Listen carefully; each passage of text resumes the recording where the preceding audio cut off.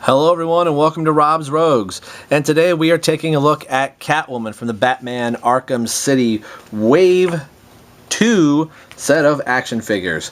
And this was another figure that I was deciding which figure I was wanting to get from which company, being DC Direct here and of course Mattel.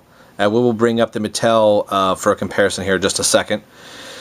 But you're seeing this one, I've kind of said before, first before we get into all that, let's go and take a look at the figure.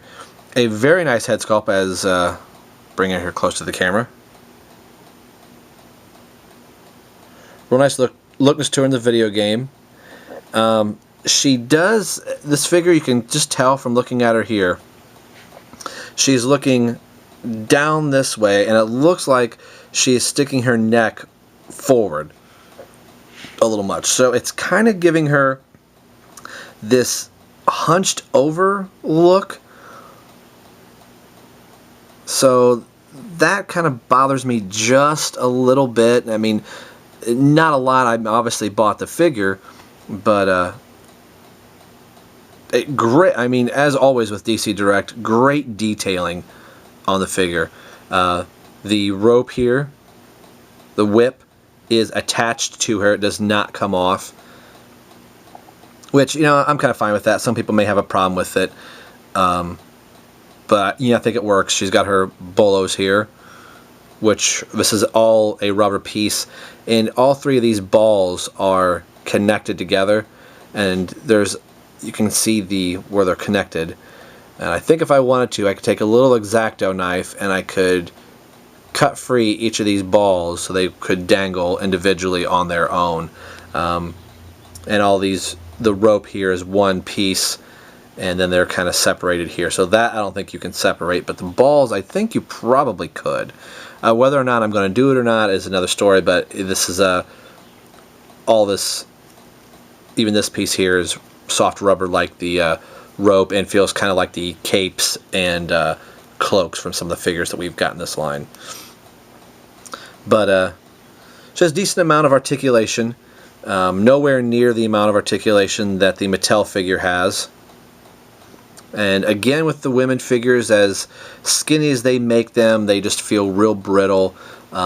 She does not have a hinge on her shoulders, so it's kind of on a ball and socket, so it only goes up a little bit. So kind of be cautious of that. Have a little bit of a paint issue up here at the top, so we gotta look down her shirt, and I'll get into that in a second. But just have a good amount of range in her legs. There is no, I don't want to say there isn't. It feels like there's supposed to be some rotation in her foot, but kind of afraid to turn it, but it does feel like it could, but I'm not going to. So she does bend at the knee, and she does here swivel at the forearm. And sorry to have to say this, but talking about her chest for a minute, wow. They really did some definition in that and some shading. I mean, the detailing that DC Direct does, they really do a very good job. Even getting into the mesh work into the figure, and the little clasps and holes in the belt buckles and everything. The zipper, you can see all the little lines in the zipper, hopefully if it zooms in. And her chest, yes, there's definition and shading in there. And if you have watched The Simpsons, her name would be Chesty LaRue. And even in her jewel here, there's some definition as I have my hand on her chest.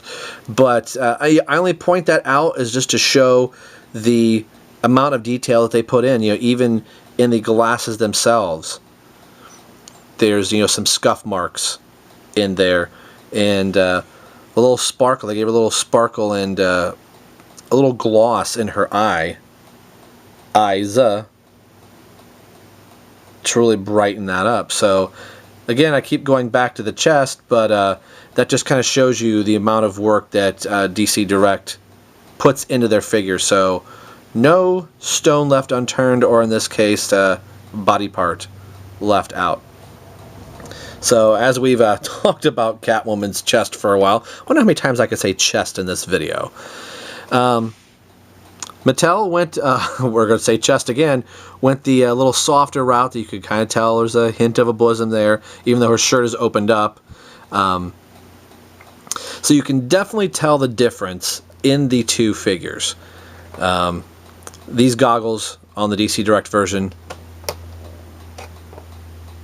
do not come down. So we have a goggled version and an ungoggled version. Neither of these figures have holes in their feet for any type of display base.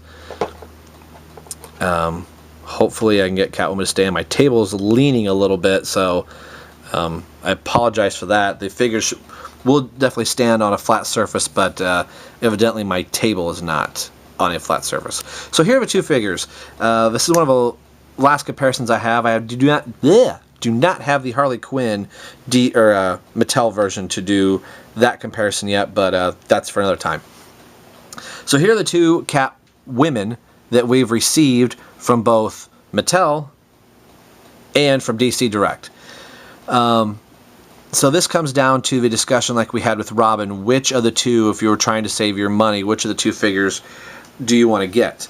Of course, with this Catwoman, you get a repainted Batman. So as you can tell, as Catwoman just falls to the back, that they are both the same height and scale. So if you're going between DC Direct and Mattel, wondering if the figures match up for the Arkham City figures, yes they do. So the height scale, I think Mattel did that knowing their height scale, saying, well, if you want a Two-Face, then he'll fit perfectly in with the DC Direct line, since we so far are not getting a Two-Face or a Nightwing. Yeah, those are the two figures that Mattel has offered, the DC Direct has not yet. So if you want to complete an Arkham City theme, that will make you have to go get the Mattel versions of those two figures. And of course, with the Mattel Catwoman, you get, as we said, this Batman. So if you're like, oh, I already have this Batman that came with Two-Face, then maybe this is the route you want to go. Sculpting-wise, this figure wins if you're somebody that really wants a lot of articulation. On the Mattel ways, the way to go. And I'm very glad I got both of these figures. It may be one of those, if I had to do it all over again, I might not have picked up the Mattel version. I believe this whip will fit into the DC Direct Catwoman tank, although she has a whip right there. So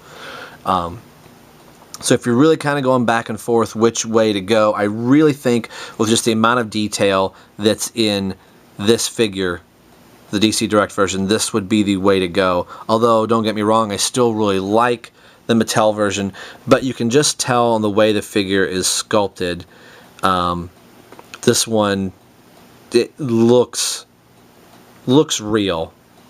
Mattel did do a lot of detailing work into the figure, but I really think for this round the DC Direct wins hands down. So far that's 2 to DC Direct. The Robin figure is another story that if you've seen my Robin review, you can kind of see why that I like both of them, and they're really kind of split down the center. But for if you're gonna buy one, since we've already received this Batman, in case you're wondering, if you have the Two-Face Batman, that this Batman and Catwoman work really well. If you decided, well, I'm not going to get the Arkham City Batman, then this one may be the way to go if you get a Two-Face. Of course, this is the blue variant, the more video game accurate color. And on the subject of Two-Face, here's the Two-Face from the Batman and Two-Face Batman Legacy 2-pack. And these two figures look very good together, as that is who I would have paired Two-Face with. If I was Mattel, I would have included Catwoman with Two-Face, and put the Joker with Batman, and put Robin and Nightwing as single-carded figures. So this is the one I would have put with Two-Face, but I think Two-Face is decent, and he looks really good next to the DC Direct figure. So if you had him standing in a line, even if you had him just back a little bit with a bunch of the other figures, maybe even throw in the Riddler here for good measure. Two-Face looks really good, as does, Catwoman. So I think this round is going to go to DC Direct also for Catwoman, as I'm trying to stand the figures up. Another solid figure from DC Direct. Like I said, the sculpting from the neck up is a little weird. Some people say she does look a little mannish, but I still think it's a very, very good figure.